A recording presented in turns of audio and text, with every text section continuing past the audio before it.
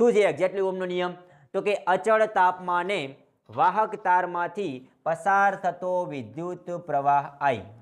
એક વાહક તાર છે, દાખલા તરીકે આપણા પાસે આ વાહક તાર છે, તાપમાન અચળ કીધું છે, તાપમાન કેવું કીધું છે, અને આ શબ્દ હોવો જરૂરી છે. કેમ ખબર છે? કેમ કે તાપમાન અચળ ના હોય, જો તાપમાન બદલાતું જતું હોય તો અવરોધ બદલી જાય, અવરોધ શું થઈ જાય? એના બદલી જાય છે. ઓકે, એટલે અચળ તાપમાન હોવું જરૂરી છે, તાપમાન બદલાવું જોઈએ નહીં.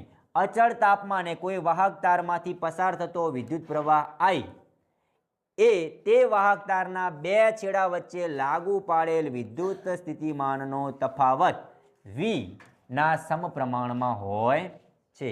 તો સમપ્રમાણ હોય તો V ચલે છે I લખાય કે ના લખાય? અથવા I ચલે છે V.